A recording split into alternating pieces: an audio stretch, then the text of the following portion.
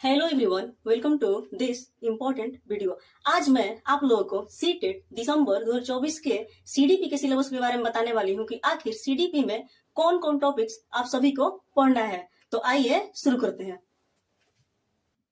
तो यह syllabus paper 1 यानी कि 1 to 5 और पेपर 2 यानी कि 6 to 8 के लिए काम करेगा।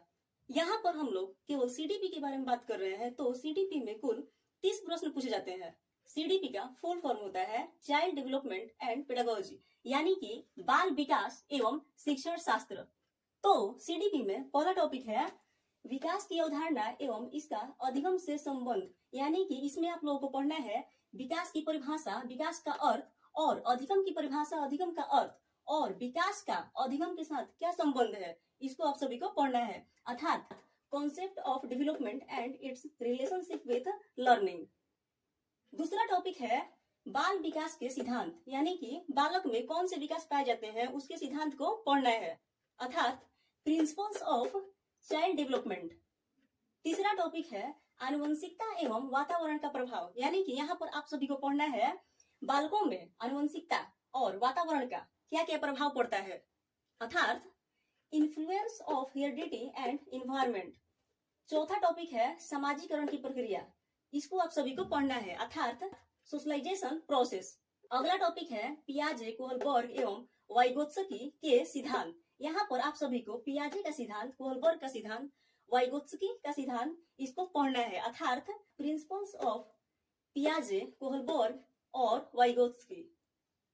अगला टॉपिक है बाल केंद्रित शिक्षा एवं प्रगतिशील शिक्षा की अवधारणा, यानी कि बाल केंद्रित शिक्षा, concept of child centred and progressive education, इसको आप सभी को पढ़ना है।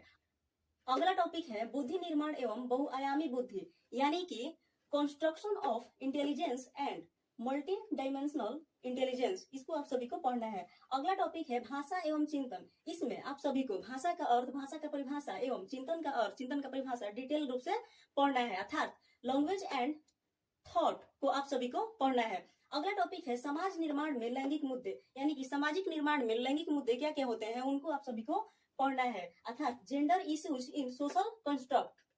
अगला टॉपिक है व्यक्तिक विभिन्नता, यानी कि व्यक्तियों में कौन कौन सी विभिन्नताएं पाई जाती हैं, यानी कि इंडिविजुअल डिफरेंस के बारे में आप सभी को पढ़ना है। अगला टॉपिक है अधिगम का मूल्यांकन, यानी कि इवेल्युएशन ऑफ लर्निंग, इसको आप सभी को पढ़ना है। अगला टॉपिक है उपलब्धियों का मूल्यांकन एवं प्रश्नों का निर्माण, अर्थात इवेल्युएशन ऑफ अचीवमेंट्स और या एंड फॉर्मेशन ऑफ क्वेश्चंस। अगला टॉपिक है विविध पृष्ठभूमि के बालकों की पहचान, यानी कि identifying the children of diverse background, इसको आप सभी को पढ़ना है। अगला टॉपिक है विकलांग तथा अधिगम अशक्तता वाले बालकों की पहचान। यहाँ पर विकलांग और अधिगम अशक्तता, यानी कि जो सीखने में सक्षम नहीं है, उन बालकों की पहचान को कैसे करना है, इसके बारे में आप सभी को पढ़ना है, अर्थात identifying the disabled and learning disability children, इसको आप सभी को पढ़ना है। अगला टॉपिक है प्रतिभाशाली एवं सृजनशील तथा विशिष्ट बालकों की पहचान, अर्थात addressing the talented, creative and specially abled children, इसको आप सभी को पढ़ना है। अगला टॉपिक है बच्चों में सोचना एवं सीखना, बच्चों में कैसे सोचा जाता है, कैसे बच्चों को सिखाया जाता है, इसके बारे में आप सभी को पढ़ना है, अर्थात thinking and learning in children, इसको आप सभी को पढ़ना है। अगला टॉपिक है शिक्षण अधिगम की मूल प्रक्रियाएं, यानी कि basic process of teaching learning, इसको आप सभी को पढ़ना है। अगला टॉपिक है बच्चा एक समस्या समाधान तथा एक वैज्ञानिक अन्वेषक के रूप में, यानी कि एक बच्चा जो है वह एक समस्या समाधान के रूप में है और एक वैज्ञानिक अन्वेषक के रूप में है, इसके बारे में आप सभी को पढ़ना है, अर्थात child as a problem solver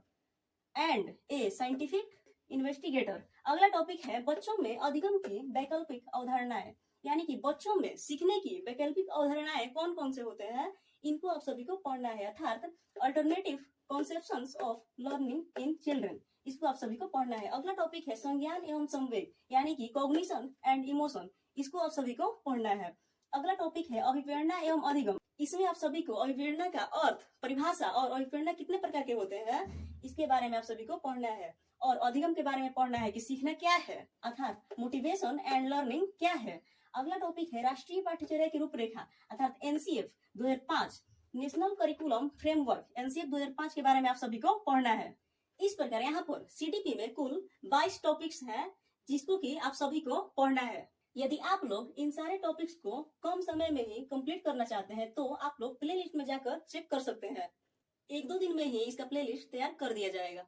आशा करती हूँ आप लोगों को सीडीपी में कौन कौन टॉपिक्स को पढ़ना है इसकी जानकारी प्राप्त हुई होगी।